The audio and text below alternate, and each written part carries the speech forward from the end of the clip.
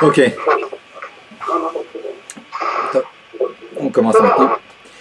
Ok, on a fait une introduction la semaine dernière. L'introduction c'était sur le développement des commandements du Shabbat tout au long de la Torah.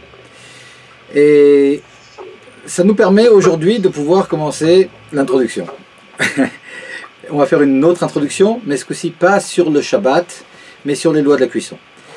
Alors bon, ça sera quand même plus pratique, malgré le fait qu'il y a encore énormément de définitions et de principes de base à définir aujourd'hui pour vraiment pouvoir commencer de plein pied les lois de Shabbat. Mais ce qui est sûr, c'est que quelqu'un qui n'aura pas suivi ce cours, il ne pourra vraiment pas comprendre le prochain cours. Donc bon, ça sera important pour celles qui voudront prendre le train en marche et de rattraper ce cours, parce qu'il y a énormément de notions, de définitions aujourd'hui que l'on va voir. Et Mendy, vous m'avez prévenu d'essayer de parler uniquement qu'en français. Je vais vraiment essayer. Et si ici et là il y a des mots que je dis en ivrite et par inadvertance, arrêtez-moi. Puis en plus, bon, ça sera plus vivant, quoi. Il n'y a aucun problème. Ouais, dès que maintenant que je vous vois, et dès qu'il y a un truc qui n'est pas clair, n'attendez pas la fin pour poser des questions, hein, si c'est directement en rapport. Et arrêtez-moi, et puis il n'y a aucun problème si un mot n'est pas assez clair. Ok, si vous regardez comme ça sur la feuille que j'ai fait passer, et bon, le texte et après les sources, elles sont en ivrite, mais j'ai quand même fait une espèce de plan comme ça avec 9 introductions.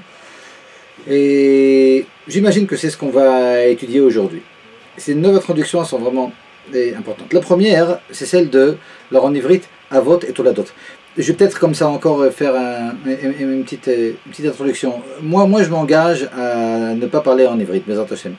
Mais je vous demandez, vous, de vous engager à prendre un certain nombre de termes en ivrite. Parce qu'il y a des termes comme Kli Rishon, par exemple, pour parler de l'ustensile qui est directement sur le feu, dans lequel on est en train de faire la cuisson, pas celui dans lequel on va transvaser l'aliment du premier ustensile, mais le premier ustensile, il s'appelle Kli Rishon.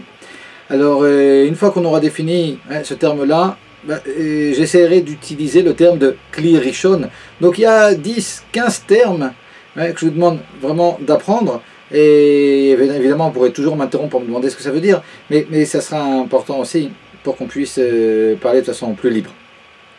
La première, ici dans ce que j'ai marqué introduction 1, la première notion, c'est la notion de Avot et de Toladot, c'est-à-dire de travaux qui sont des travaux pairs et des travaux qui sont des travaux dérivés. Si vous vous rappelez, on avait parlé des travaux de Shabbat et que la Torah nous interdisait à plusieurs reprises de travailler le Shabbat, mais en réalité la Torah ne détaillait pas quels étaient les travaux qui étaient appelés les travaux de Shabbat. Et il y avait un endroit dans Parashat Vayakhel, donc un passage de la Torah, qui nous parlait de l'interdiction de travailler le Shabbat, et puis juste après, elle nous parlait des travaux de la construction du sanctuaire. Et de cette juxtaposition entre ces deux sujets, qui sont complètement indépendants a priori, le Shabbat et puis la construction du sanctuaire, mais malgré tout ces deux sujets dans lesquels le terme de travail est utilisé, alors nos sages ont compris, évidemment tout ça c'était transmis aussi oralement par Moshe Rabbeinu, et que ce qu'on appelle travail quant au Shabbat, ce sont des travaux qui étaient utilisés pour la construction du sanctuaire. Et cette liste de travaux qui étaient utilisés pour la construction du sanctuaire, elle a été donnée par nos sages dans le traité de Shabbat. Donc au 2e et au 7e chapitre du traité de Shabbat, dans la 2e Mishnah, ces travaux sont détaillés et dans les sources, pas cette semaine, mais dans les sources que j'avais fait passer la semaine dernière, je ne sais plus à quelle page, mais il y a un endroit où j'ai rapporté donc cette Mishnah, ce texte qui nous parle des 39 travaux. Alors on ne va pas maintenant les lire, c'est un peu fastidieux comme ça de les lire, et puis bon c'est 39 termes en ivrite, mais en tout cas ça commence par le fait de semer, de labourer, de couper le blé, etc. Jusqu'à ce qu'on arrive au milieu, à Ophé, donc c'est celui qui va faire cuire, et c'est ce dont on va parler aujourd'hui. Mais avant de parler de ce travail, donc j'avais commencé à parler de travaux mères et travaux dérivés. Il y a 39 travaux donc qui sont des travaux pairs, des travaux de base qui sont détaillés dans cette Mishnah. Mais en réalité, nos sages nous transmettent énormément d'autres travaux qui sont des travaux dérivés. Par exemple, il y a un travail qui s'appelle Melechet Tochen, le fait de moudre. On n'a pas le droit de moudre du blé le Shabbat. Maintenant, parmi les dérivés, prendre un avocat ou n'importe quel végétal et l'écraser, bah, c'est aussi interdit. C'est interdit, ouais, d'après la Torah. Prendre même un bout de métal et puis le limer pour récupérer la poudre de ce métal, bah, c'est aussi une dérivée de cette interdiction de moudre. Et par conséquent, tous ces travaux sont aussi interdits, contrairement à ce que certains pourraient croire. Et l'interdiction des dérivés, elle est tout à fait semblable à celle des travaux de base. C'est-à-dire qu'on considère ces travaux comme ceux-ci, comme étant des travaux interdits par la Torah. C'est pas qu'on considère, ils sont interdits par la Torah, même s'ils ne sont pas explicites dans la Torah. Malgré tout, ce sont des travaux que la Torah interdit, que ce soit des avot, donc des travaux pairs ou les dérivés. Alors pourquoi on parle, et c'est comme ça lors de travaux pairs et de dérivés, alors c'est uniquement par rapport à des sacrifices que l'on apportait au Beth Amikdash. Vous savez qu'au temps du temple, et si l'on allait enfreindre le Shabbat par inadvertance, alors il fallait apporter un sacrifice. Et si quelqu'un oublie que c'était Shabbat, pendant une heure il oublie que c'est Shabbat, il fait toutes sortes de travaux. C'est important de savoir quel travail est dérivé de quel travail, parce que s'il fait un travail avec plusieurs de ses dérivés, il apportera un seul sacrifice pour tous ces travaux qu'il a enfreints. Donc c'est important de savoir quoi rapporter à quoi. Toujours est-il, on peut fermer maintenant cette première introduction.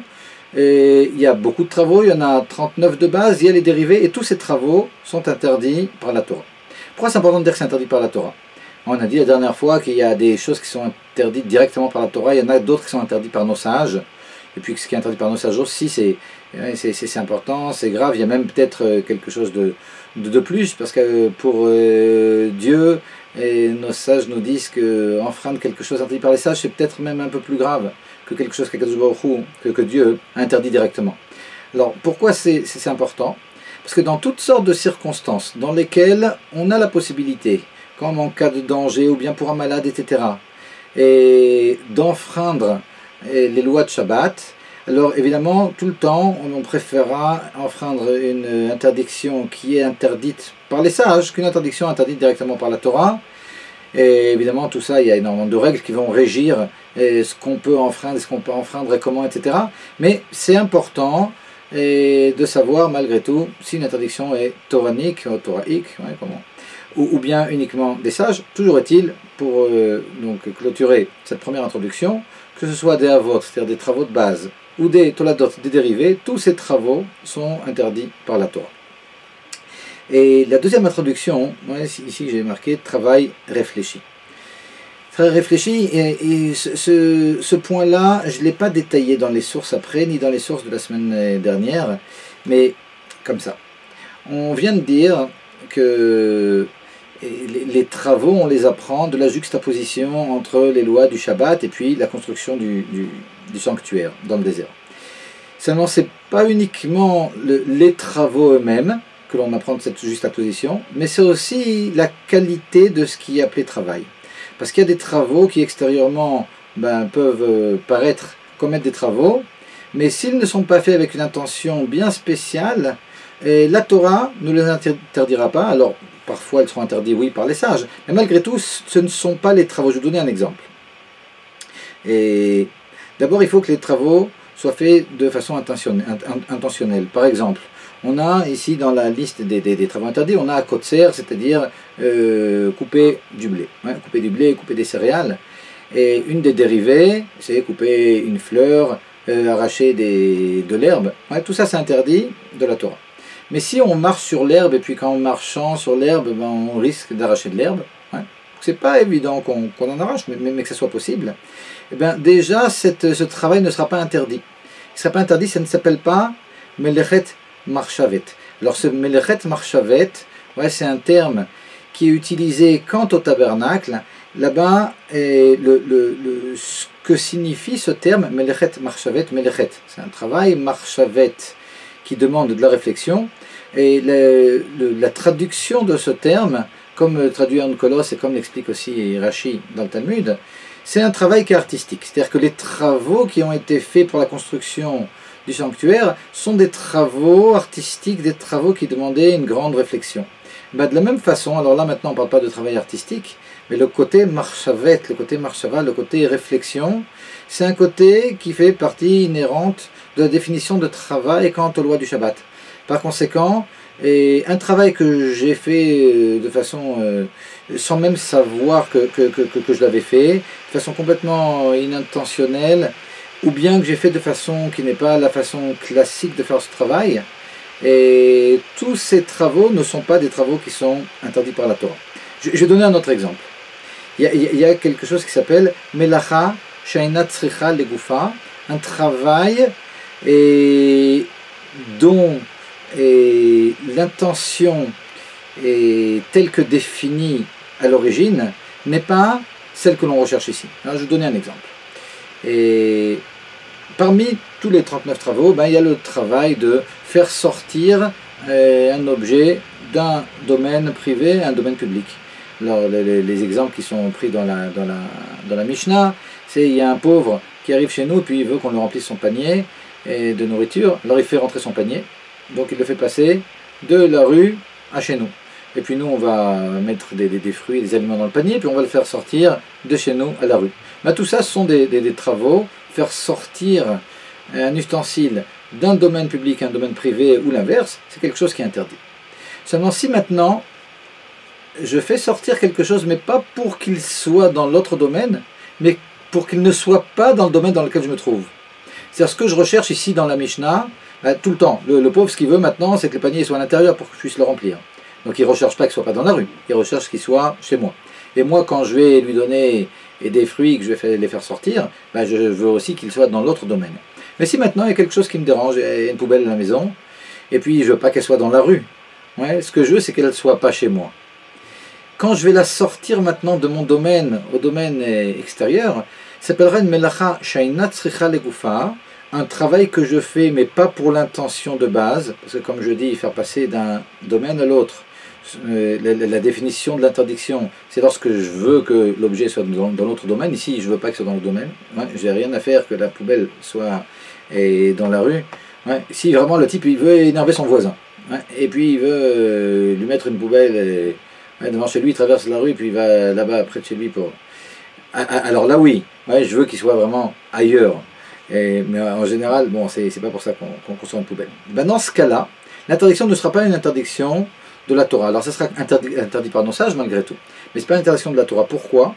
Parce que cette melacha shaina tzricha legufa, ce travail que l'on cherche, mais pour une autre intention, il ne fait pas partie de ce titre qui s'appelle Melechet Marchavet, un travail réfléchi, un travail intentionné, un travail avec un but bien précis et bien défini par nos sages. Je vais prendre un autre exemple. Et on n'a pas le droit de faire un trou dans le sol, de creuser et dans le sol, que ce soit chez nous, que ce soit dans la rue, et on n'a pas le droit de le faire pendant le Shabbat. Et si c'est chez nous, parce que c'est considéré comme une construction, et si c'est dans la rue, parce que c'est considéré, enfin dans la rue, dans un champ, comme si j'étais en train de labourer. Mais si maintenant, ce que je veux, c'est pas faire un trou. Je ne recherche pas le trou ni chez moi, ni dans la rue. Ce que je recherche, c'est que j'ai besoin de terre. Alors je vais creuser pour prendre la terre, pas pour faire un trou. C'est exactement le même travail que je fais. Mais je le fais avec une intention qui n'est pas l'intention qui est comprise dans la définition de base de cette interdiction. Et donc cette chose-là ne sera pas interdite par la Torah. Alors encore une fois, on n'a pas le droit, ne commencez pas à prendre des pelles comme ça le Shabbat et creuser, parce que nos sages, malgré tout, ont interdit toutes ces choses-là. Mais c'est important de comprendre que dans les travaux de Shabbat, il y a énormément de conditions qui doivent être remplies pour que ces travaux soient considérés comme des travaux réellement interdits par la Torah. Et très souvent, dans la mesure où on les fait de façon un petit peu différente, ils seront interdits uniquement par les sages. Et ça, c'est compris dans ce qui s'appelle donc Melechet Marchavet, un travail qui est réfléchi ou intentionné. Et il y a énormément de détails, mais juste comme ça, sur un pied, c'était une notion qui était importante de savoir. Et ce que j'ai fait aujourd'hui, en général, je ne fais pas toutes ces introductions, mais en essayant d'avancer un peu dans à la chôte de Shabbat, je me suis aperçu qu'il y avait énormément de points qui allaient revenir, et donc c'est pour ça que je m'attarde comme ça sur ces introductions. Le troisième point, introduction 3, j'ai marqué ici la cuisson dans la Mishnah de Shabbat. Alors là aussi c'est intéressant. Dans la Mishnah de Shabbat, comme je vous ai dit, sont détaillés au 7e chapitre les 39 travaux interdits de Shabbat. Parmi ces 39 travaux, il y a un travail donc qui s'appelle Ha'ofé. Alors Ha'ofé, c'est le fait de cuire au four. Alors, le fait de cuire au four, en général, cuire du pain, cuire des gâteaux, ouais, c'est ça qui s'appelle des vrais ma'afé. La fia, c'est ouais, et de la pâtisserie. Quoique, en réalité, cuire au four du poulet, ça s'appellera aussi afia. Vous entendez pas? Il y a un problème? Et ouais, il y a un problème de... Vous entendez? Vous n'entendez pas? Mendy?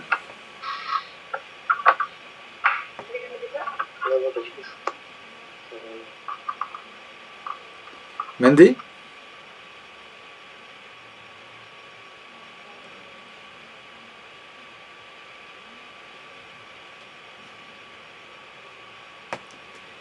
Ouais, on a été coupé.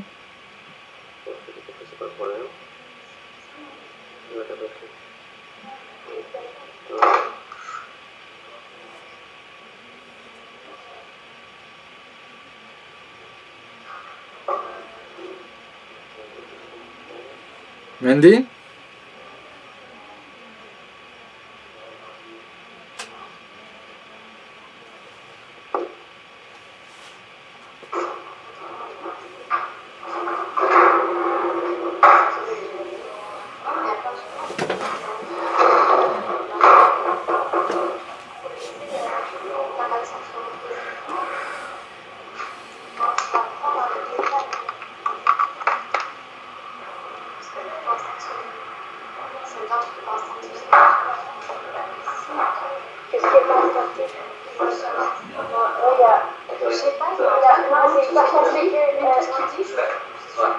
Vous nous entendez là?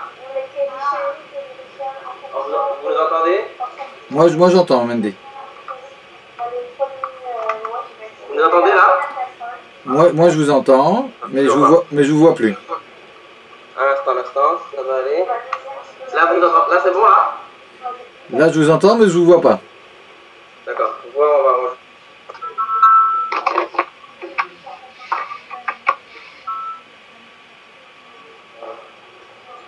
Là, vous le voyez? Non.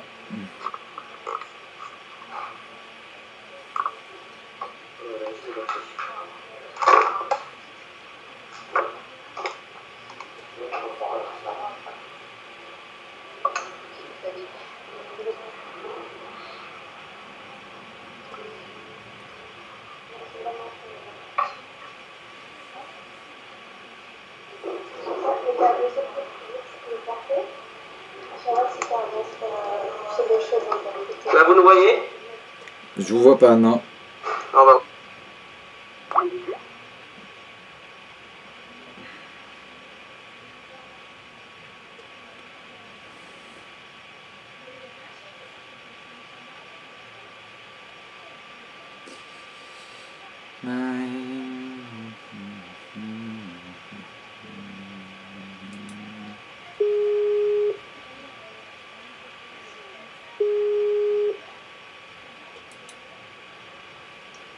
Allô? Ouais, je crois que c'est moi qui essaie d'appeler ce Ouais, vous possible. voyez? Non. Mais ça, oui. Dommage, parce que théoriquement, vous êtes censé nous voir.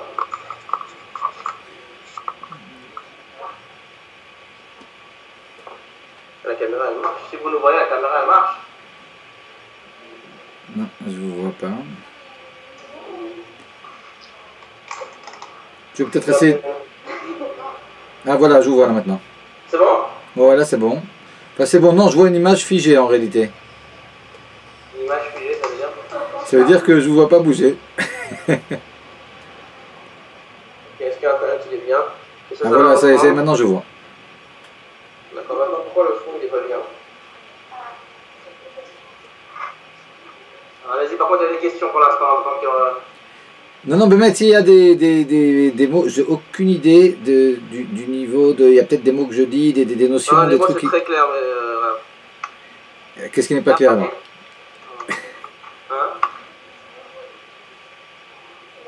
J'ai juste eu un seul cours de la mais sur ça en fait, c'est pour ça. Sinon, la semaine prochaine. J'ai une question par rapport à son premier. Oui, quand ça joue en fait. Et puis, mais en fait, en général, ça c'est pas la même chose, mais bon, on regardera ça. J'ai une question par rapport au corban. En fait, est-ce qu'on fait le corban par rapport uniquement au Happy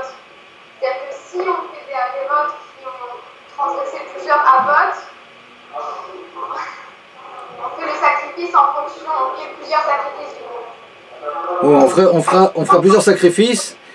Et pour chaque Av Melacha, on fera un sacrifice. Ouais, pour chaque Av Melacha différent, et c'est Toladot, on fera un sacrifice.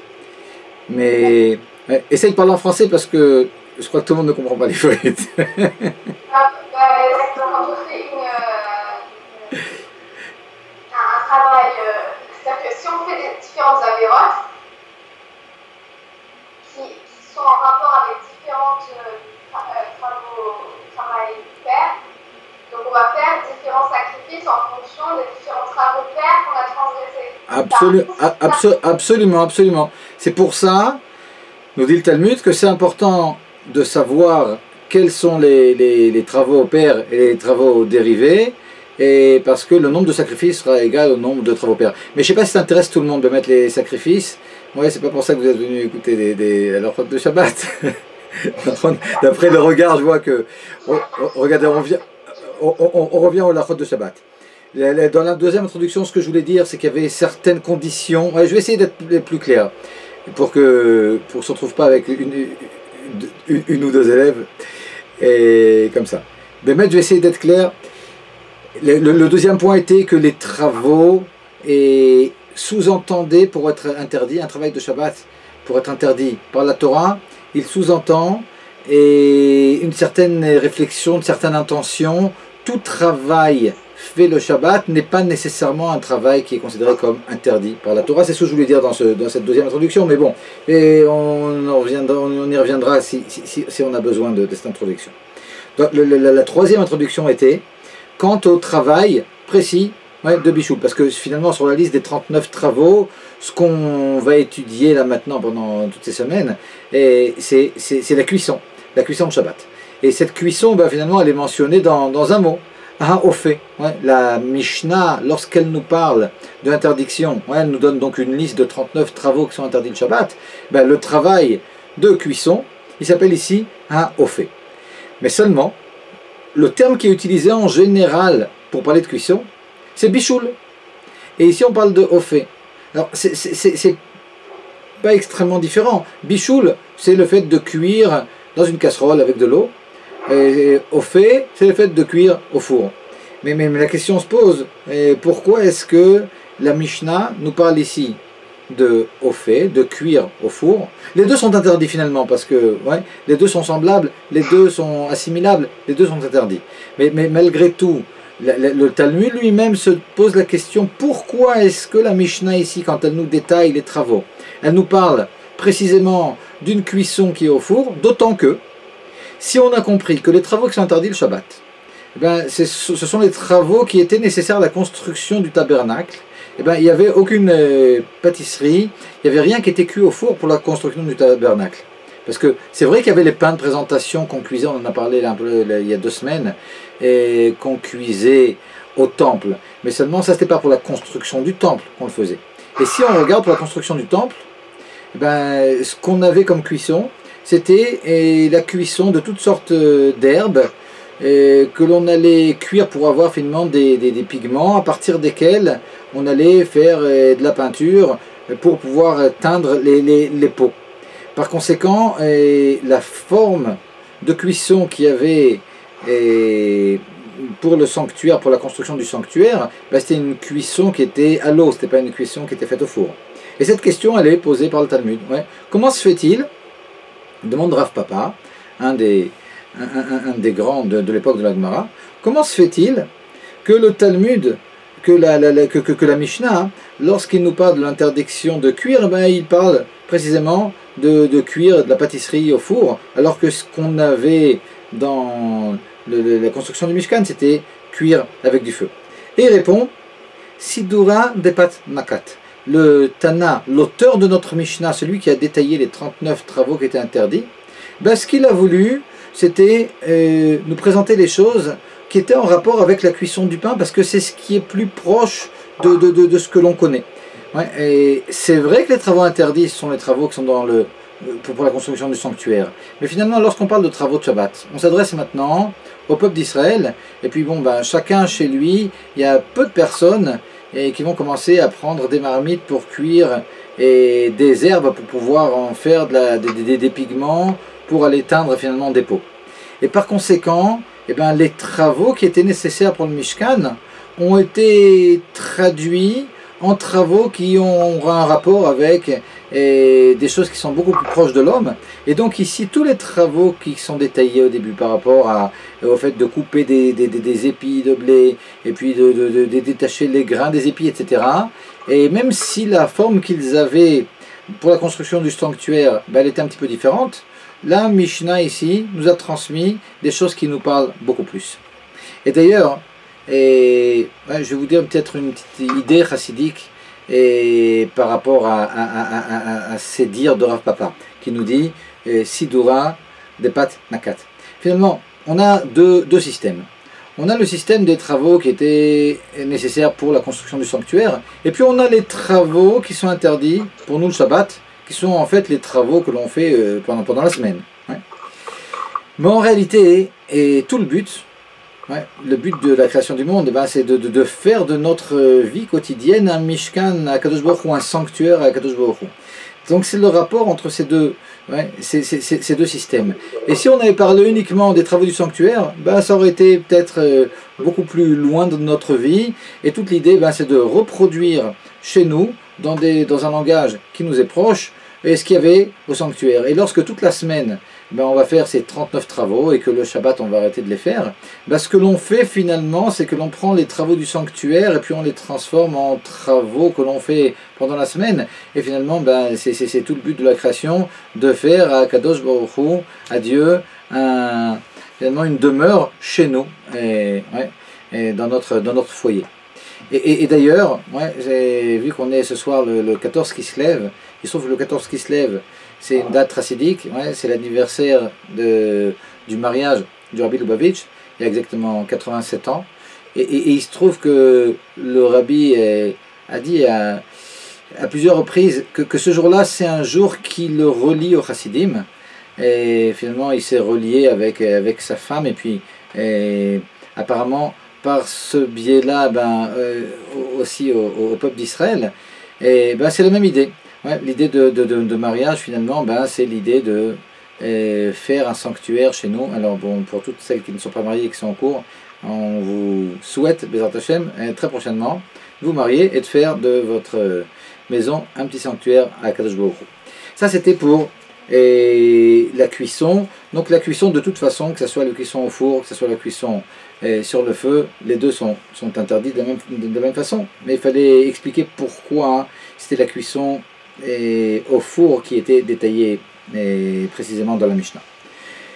La quatrième introduction, elle est importante. Il y a trois notions qu'on va rencontrer. Et très souvent, lorsque l'on va parler des lois du Shabbat, ce qui va nous intéresser, c'est pas tellement si maintenant on est en train de cuire ou pas. C'est deux autres sujets complètement différents, mais qui reviennent tout aussi souvent que la question à savoir, est-ce que je suis en train de cuire ou je ne suis pas en train de cuire.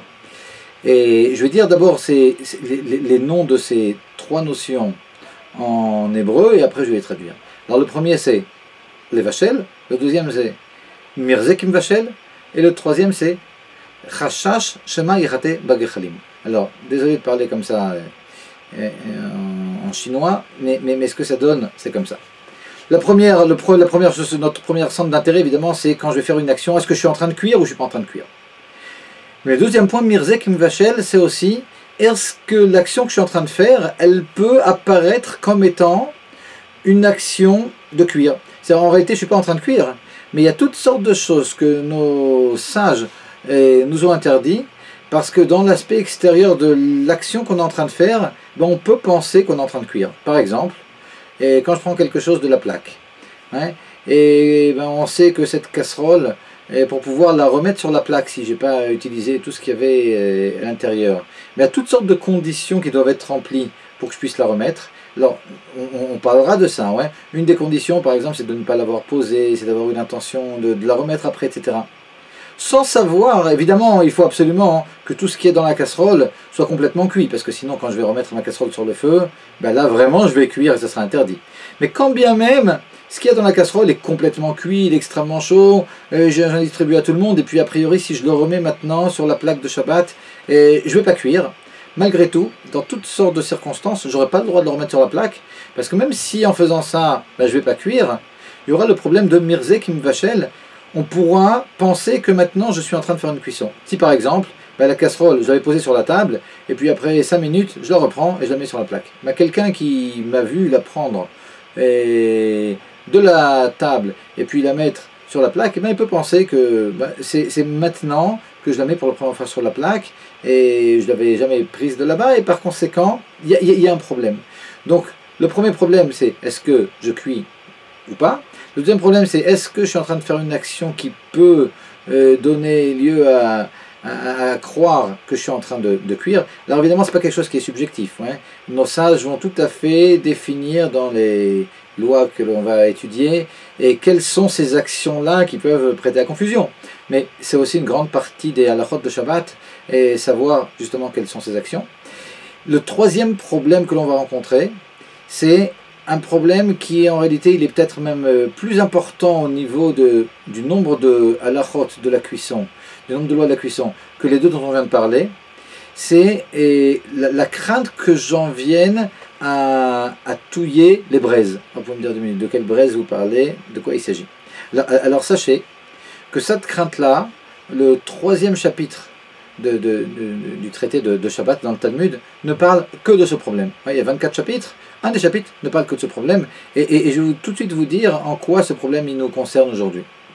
Regardez, vous savez que là aussi c'est sur un pied par rapport à une définition, ce que je vais vous dire. Évidemment il s'agit de lois que l'on va étudier en soi, mais pour donner un exemple. Et on n'a pas le droit, avant Shabbat, de laisser sur le feu, je ne parle pas d'une plaque maintenant, je ne parle pas non plus d'un feu qui est recouvert d'une plaque de métal, mais je parle d'un feu qui est découvert, et puis j'ai une casserole, et j'ai pas eu le temps de cuisiner pour Shabbat, à la dernière minute, je vais mettre une casserole plein de choses qui sont crues, de légumes, etc. Ouais, je vais mettre ça sur le feu. Ben, j'aurais pas le droit de le laisser sur le feu, même si maintenant je ne fais aucune action. Ouais, finalement, bah ça y est, j'ai posé ça avant le coucher du soleil, donc pendant Shabbat, je ne serai pas en train de cuire, et je ne vais absolument rien enfreindre. Le truc va cuire, mais il cuit tout seul, donc c'est pas moi qui suis en train de le cuire. A priori, il n'y a aucun problème. Et réellement, au niveau toranique, il n'y a aucun problème, parce que je n'ai pas fait d'action de cuire. Maximum, dans 1 heure, 2 heures, je prendrai ma casserole, et puis je prendrai les mets qui auront cuit entre-temps, mais moi, je n'ai fait aucune action de cuire. Malgré tout, bah, c'est interdit de laisser cette casserole sur le feu, de déposer sur le feu avant Shabbat, un feu qui est découvert, une casserole avec des mets qui ne sont pas cuits, de peur que, alors, autant de nos ancêtres, quand il n'y avait pas le gaz, il y avait des braises, et puis on avait peur que le type en vienne par inadvertance avec un bâton à bouger les braises pour attiser le feu. Et par conséquent, eh ben, il fallait absolument mettre sur le four, et avant Shabbat, des choses qui étaient déjà cuites. Alors bon, il faut les laisser pour qu'ils se réchauffent, pour qu'ils soient encore meilleurs, mais il fallait malgré tout qu'ils aient déjà atteint un certain niveau de cuisson, et puis on parlera exactement de ce niveau en temps et en heure. Toujours est-il, et ici le problème aujourd'hui, ben, il existe aussi, si on met sur notre four, enfin avec le gaz, et quelque chose qui n'est pas cuit, et ben, de la même façon qu'au temps de nos ancêtres, ben, on avait peur qu'on en vienne à touiller les braises pour attiser le feu, ben là on a peur que quelqu'un vienne et puis monte finalement veuille augmenter le débit du gaz, donc tourner comme ça le bouton pour attiser le feu aussi. Il y a aussi ce problème. Et ce problème donc a pour titre la crainte de Shema Yichate Bagechalim, qu'il en vienne à touiller les braises. Et comme je vous dis, il y a énormément de lois du Shabbat dans lesquelles il n'y a aucun risque que j'en vienne à enfreindre le Shabbat, parce que je ne fais aucune action. Ouais, les choses ont été déposées avant Shabbat, donc il n'y a aucun problème. Et malgré tout, il y a énormément de choses qui vont être interdites en raison de cette crainte de venir tuer les braises. Donc, dans cette 4e introduction, on a défini ici 3 problèmes qu'il faudra tout le temps dans chaque action que l'on va faire, parce que finalement, vous savez, il y a des choses qui paraissent complètement anodines. Ouais, on prend quelque chose de la plaque et puis on la remet, puis on peut se demander ce qu'on a fait. Mais en réalité, quand on analyse, dans chaque action que l'on va faire Shabbat, on devra se demander 1. Est-ce que, évidemment, il faudra connaître les lois pour pouvoir répondre à ces questions, mais malgré tout, c'est important d'introduire ces points de réflexion. 1. Est-ce que maintenant, en faisant cette action, je suis en train de cuire ou pas? 2. Est-ce que, d'après les critères définis par nos sages, je peux donner l'impression que je suis en train de cuire? Et 3. Est-ce que dans l'action que je suis en train de faire, il y a un risque que j'en vienne à touiller des braises, il y a un risque à ce que j'en vienne à augmenter l'intensité du feu? Et si oui, ben, il y a toutes sortes de choses qui seront interdites, même le vendredi. Et ça, c'est la 4e introduction. La 5e, c'est quelle est la cuisson interdite? Et, ouais, si vous regardez comme ça, hein, et dans les feuilles que je vous ai données, et page 2, ouais, je recopiais comme ça un petit passage. Bon, il y a une yann de lire en ivrite et de traduire, ou bien non, vraiment l'ivrite c'est... Ouais, il vaut mieux pas? Non, je comprends, mais je veux dire, il vaut mieux que je vous dise directement en français, ou bien lire et traduire. Lire et traduire? Alors regardez. Si vous regardez page 2 où il y a marqué Bichoul, un mavo, Makaloul bimlechet Bichoul, vous voyez ce passage? Le deuxième paragraphe. Ouais. Le deuxième paragraphe, dans la page 2, avec un titre, Makaloul bimlechet Bichoul, vous voyez ça? Ouais. Et vous n'avez pas ça, page 2? En réalité, je vais vous dire, s'il y en a qui ne savent pas... C'est au verso de la première page, Makaloul bimlechet Bichoul. Et Arvendi. Oui. En réalité, je ne sais pas, s'il y en a par exemple qui ne savent pas lire ou quoi, c'est peut-être superflu. Ouais. Et dites-moi, s'il y a une yann, je le fais. Ouais. Et sinon, je dis oralement. On essaie sur texte. Ok, regardez. Je vais lire ces quelques lignes. Et ces lignes, je les ai recopiées du Admour Hazaken, mais en réalité, il y a beaucoup de décisionnaires qui les rapportent. Et... Si on peut expliquer c'est qui l'Admour Hazaken, ok. Le Admour Hazaken, c'est le Baal Atania, c'est le fondateur de la Chassidut Chabad, c'est le premier des 7 Rebbeim de Lubavitch, de Chabad. Dans le temps, c'était par rapport à Lubavitch, mais on peut dire que c'est le premier des 7 rabbis de Lubavitch. Alors regardez, je vais lire ce qu'il écrit, mais en réalité, comme je vous dis ici, c'est pas quelque chose qui est propre à lui, et il y a juste ces mots ici, mais tout le monde est d'accord avec ce qui va être dit ici. Amevachel ou meavot melachot, donc le fait de cuire, c'est l'un des travaux de base. Parce que dans le sanctuaire, on faisait cuire des herbes, on peut dire, pour la teinture, comme on a dit. Maintenant, il nous rapporte, non seulement cuire à l'eau est interdit, et là, hatigun, mais aussi le fait de faire frire, ve'afia, le fait de cuire au four, ve'atzliya, le fait de griller, en bichal bishul. Donc, quand on parle de l'interdiction de faire cuire le Shabbat, ouais, de façon générale, c'est cuire, que ce soit à l'eau, que ce soit directement au feu, que ce soit dans un four, que ce soit dans une poêle dans laquelle il y a de l'huile et donc que ce soit une friture, tout ça, c'est compris dans cette interdiction. Mais ce qui est original, et c'est surtout pour ça que j'apporte, et ce qui est apporté ici, et la suite, et c'est Vechen kol mi sheripa guf kaché beur. Mais aussi, et quiconque a ramolli quelque chose qui était dur par le feu, ouais, Ur, ouais, c'est pas or, c'est pas la lumière, Ur, c'est le feu, comme dans Ur Kasdim, ouais, Ur en Chaldée, l'endroit où est né Avram Avinu. Bien, vous savez, Hanouka c'est bientôt. Ouais, Hanouka, hein, et ça s'appelle aussi, en Israël on appelle ça Chagurim. Alors c'est vrai que la source de ce terme-là, Chagurim, la fête des flammes, c'est une source qui est un peu limite, on pourrait dire, parce que c'est dans le livre des Maccabim que c'est rapporté. C'est un livre, ouais, et qu'il n'est pas interdit d'étudier, mais malgré tout il ne fait pas partie du canon biblique, on peut dire. Ouais. Mais ce mot-là, donc Ur, ouais, il est utilisé, il veut dire des flammes. Donc il nous dit ici, alors c'est le Rambam qui est la base de ce que dit ici Rabbi Shneur Zalman, mais Vechol mi sheripa guf kaché beur, le fait d'amollir quelque chose au feu.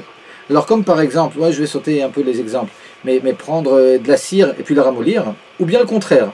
Osheksha gufrach beur. Ouais, vous savez que chimiquement, avec le feu, alors selon les corps, il y en a qui vont être durcis, et par le feu, il y en a au contraire qui va se ramollir. Si je prends de la terre et que j'en fais de la poterie, Ouais, quand je vais mettre dans le four, ben, la chaleur, elle va au contraire durcir. Et ben ça aussi, c'est quelque chose qui fait partie de l'interdiction de bichoul. Donc si on regarde ici, si je résume cette cinquième, je crois, introduction, quand on parle de l'interdiction de la Torah de cuire, c'est frire, c'est griller, c'est cuire au four, c'est ramollir un corps, ou bien durcir un corps par la chaleur ou par le feu. Tout ça, c'est équivalent, au niveau d'interdiction, ce sont des interdictions de cuire, qui sont donc des interdictions du Shabbat. Et en réalité, il est 10h07, et ouais, dites-moi jusqu'à quand on continue, et enfin, c'est vous qui me dites, ouais, pour que je sache. Et ouais, si continuez, sinon, voilà, dites-moi. Mendy. Je continue jusqu'à 9h15 chez vous. Ok, donc ça fait. Décidément. Ok. Et regardez, la sixième introduction, distinction entre 4 sources de chaleur. Alors là aussi c'est intéressant.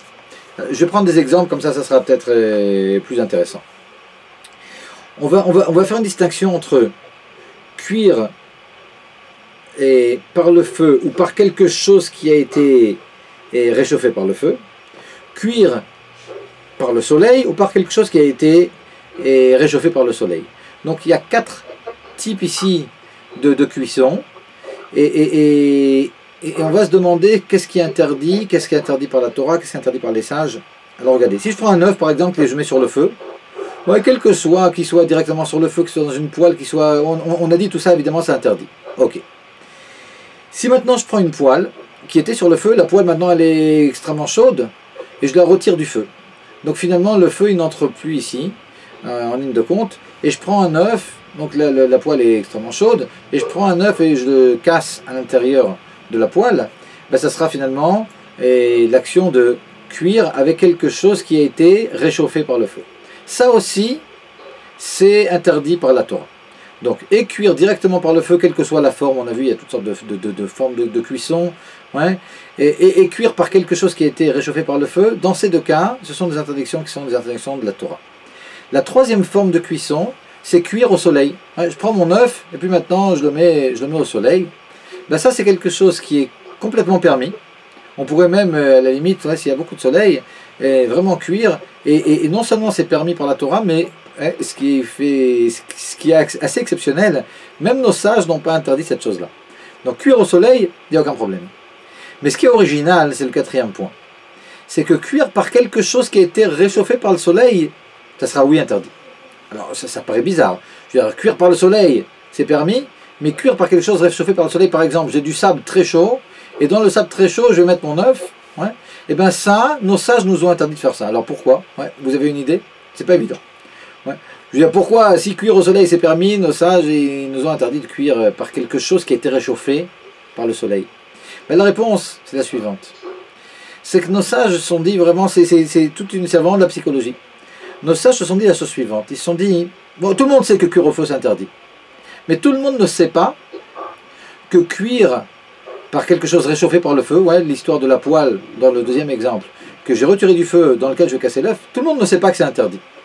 Maintenant, si les gens voient tout d'un coup un rabbin en train de prendre un œuf et de le mettre dans le sable chaud, et vu que les gens ne savent pas non plus souvent que cuire au soleil, c'est quelque chose qui est permis, alors qu'est-ce qu'ils se diront? Ah, il fait ça parce qu'en réalité, c'est pas directement au soleil qu'il cuit. Il cuit par quelque chose qui a été réchauffé par le soleil, et c'est pour ça peut-être que c'est permis. Et donc ils en arriveront à penser que cuire par quelque chose qui est réchauffé par le feu aussi est permis. Vous comprenez? Je veux dire, ça vient vraiment d'une ignorance. C'est-à-dire quelqu'un qui ne sait pas que cuire par quelque chose qui est chauffé, qui a été chauffé par le feu comme notre poêle, est interdit, et qui ne sait pas non plus que cuire au soleil c'est permis. Si il nous voit cuire par quelque chose chauffé par le soleil, qui normalement aurait dû être permis, hein, ben cette personne se dira, hein, ah c'est permis parce que c'est uniquement dérivé du soleil. Le type n'a pas cuit au soleil, il a cuit dans le sable chauffé par le soleil, c'est pour ça que c'est permis. Et il se dira, bah, c'est la même chose donc. Cuire dans une poêle qui est retirée du feu, ça sera aussi permis parce que je ne cuis pas directement par le feu, mais par quelque chose réchauffé par le feu. Hein, et il pensera que cette chose est permise. Et par conséquent, nos sages ont dit, ben, on continue à donner la possibilité de cuire au soleil, mais pour ne pas qu'on en arrive à penser que cuire dans une poêle retirée du feu est permis, eh ben, on va aussi interdire de cuire dans du sable chauffé par le soleil, pour ne pas que les gens fassent l'erreur. J'espère que ce que j'ai dit a été clair, et pour ne pas qu'on fasse l'erreur de penser que la permission, elle est due au fait que c'est quelque chose qui a été réchauffé par le soleil. Et donc si je résume ces quatre formes finalement de sources de cuisson, cuire par le feu, quelle que soit la forme, c'est quelque chose qui est interdit par la Torah. Cuire par quelque chose réchauffé par le feu, c'est aussi interdit par la Torah. Cuire par le soleil, c'est quelque chose qui est permis, mais cuire par quelque chose réchauffé par le soleil, pour la raison que j'ai expliquée 2 fois, ouais, c'est quelque chose qui est interdit, mais interdit par nos sages uniquement. Et... ça... Pardon? Dans la pratique de cuire au soleil. Si on met une poêle au soleil. Regarde, si tu mets une poêle au soleil, ouais, on va prendre quelque chose de plus classique. Pas une poêle au soleil, mais le type qui a une voiture, ouais, il faut qu'elle soit propre quand même, et puis la tôle elle est extrêmement chaude. Ouais, et que je prends l'œuf maintenant, et puis je fais un œuf au plat sur le toit de la voiture. Ouais, et ça sera interdit, c'est ce qu'on vient de dire. Ouais, parce que, et c'est pareil pour la poêle dont vous parlez. C'est-à-dire, c'est une très bonne question, c'est une très bonne question. Ben, dans la pratique, ça serait mettre par exemple l'œuf dans un ustensile en plastique, quelque chose qui ne se réchauffe pas tellement par le soleil, ouais, et qui ferait que finalement la cuisson serait faite. Évidemment, il ne s'agit pas de prendre un beefsteak et de le mettre au soleil, ouais, on ne risque pas de le cuire. Mais il y a toutes sortes de choses, ouais, qui sont, que l'on peut cuire facilement.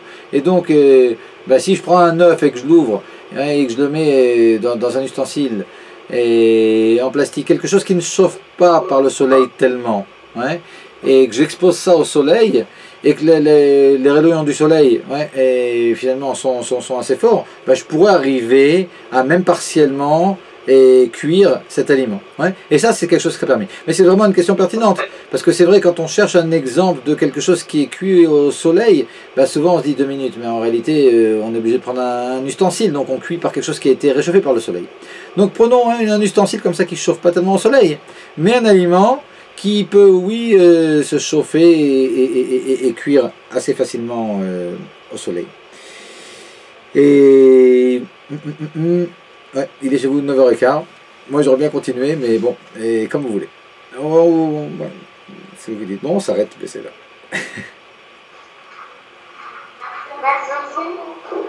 Ok, bonsoir. Aujourd'hui c'était Khut Bachi à Kamout. La prochaine fois, voilà, on va essayer de diffuser pour que, comme leurs amis, on arrive à avoir un chiot de la classe. C'est très très important le jour où on a sa propre maison avec sa propre cuisine. Et on arrive devant les trois Shabbat. Un Mozaken dit que si on ne connaît pas les trois Shabbat, c'est impossible de garder Shabbat. C'est simplement impossible. Donc voilà. Un grand Shabbat. Et Rav Mendy, je vous dis ça aussi à vous les jeunes filles. Et je suis conscient que bon, c'est assez complexe, mais en réalité, même en se cassant la tête et puis en essayant de présenter ça de façon plus simple, et on risque, alors dans ce cas-là, d'être superficiel, de dire uniquement 10% d'Halachot de Shabbat, mais c'est assez réfléchi, et si réellement on veut apprendre les lois de la cuisson, ouais, on a peut-être commencé par quelque chose qui n'était pas évident, mais que faire le Shabbat, c'est une des choses qu'on fait, ouais, et se faire un café, ceci et cela, et donc c'est des choses qui prendre quelque chose de la plaque, la remettre. Mais ça demande tellement d'introduction que bon, ça peut paraître comme ça un peu complexe, un peu fastidieux, un peu. Mais il n'y a vraiment pas le choix. On est obligé de passer par tout ça pour pouvoir après analyser les lois. Et bon, ça demande comme ça aussi de revoir. Si vous voulez, on fait un interro la prochaine fois pour voir si vous avez suivi. Okay. Later. Later. Ciao, salam.